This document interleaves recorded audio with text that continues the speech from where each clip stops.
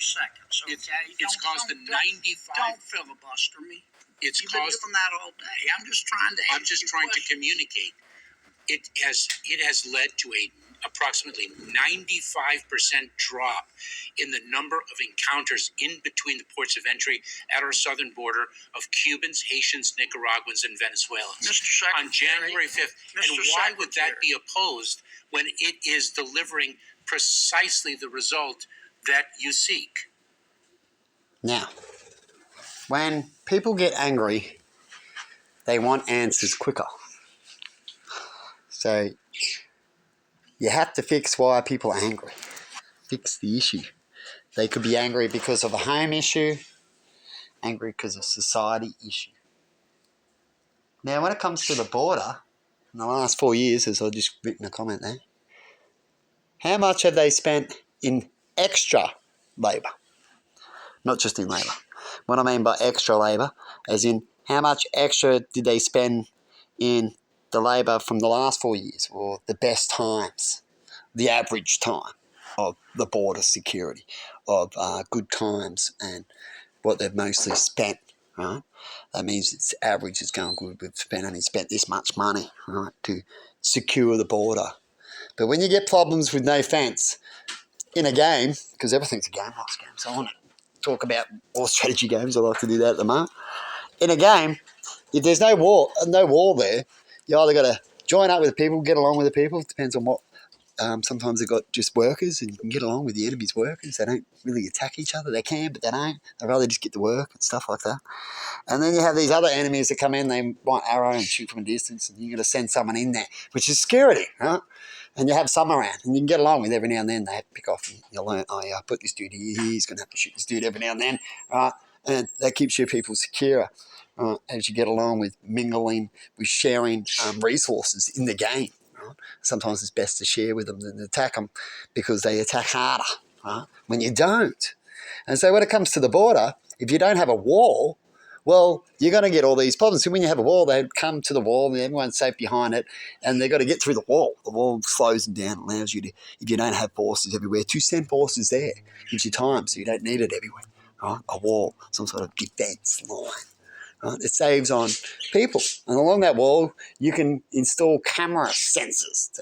These days, pretty easy. You can pick up and sensor and can send back to the base where they need to look and what's on the wall. What did it censor? So you don't have to have video all the time. You just have people in a security area that watches when sensors fire up. Right? Oh, that's an animal. That's an animal, mostly. And then you can put an AI onto that, as they talk about.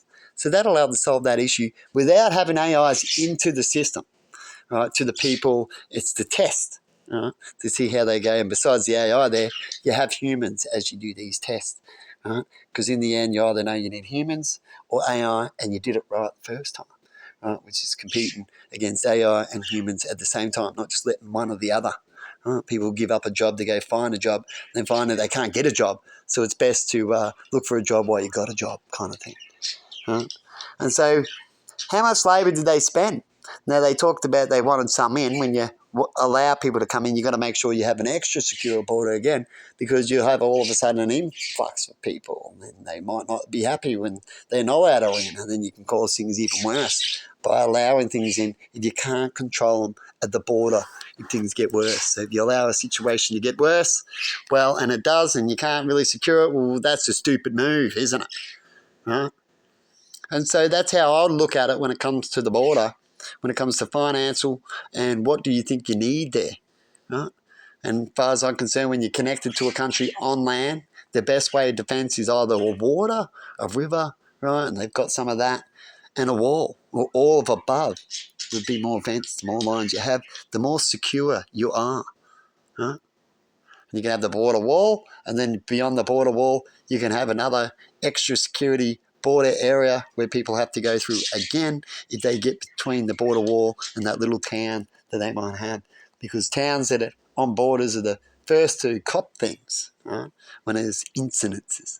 And so I believe when it comes to borders, the best places to have in between these gaps for a few kilometres of areas that can have high incidences and human casualties of innocent civilians when things go wrong, to prevent less of that, you can have either farmland or military type of people or government people, right, that are more into that area that can defend themselves and have defense than what people have. What happened in Israel, how they had areas and they didn't even have rooms with locks on. They didn't think very wisely at all about the last worst outcomes.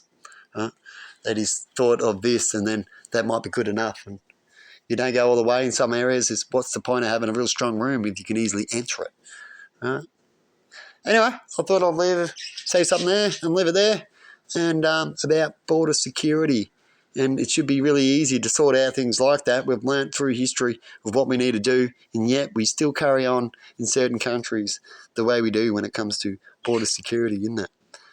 And when it comes to politics, all I see is people deliberately do things and leave things just to get an upper or attack someone on something or to get over on something. And that's no good. Because when you have that kind of outcomes, then you will see problems a lot. Right? Usually it takes those type of outcomes to create problems that repeat over and over again. Haven't you got a secure border yet? How long have we been working for? You're doing all these things over here, and yet you haven't even secured your wall. That's like having the game with the enemies keep coming on your island. You got to keep, oh shit, send Ben Man over there. Oh shit, it's stealable. But oh man, and yet if we had the wall and a couple of guns there or some cameras as well, we would have sorted. It'd be really easy, right? Instead of having these infiltrations all of a sudden through the bush. Anyway, have a good one, everybody, and see you later. Let me know in comments what you think of what I just said. If you agree or disagree, I don't care.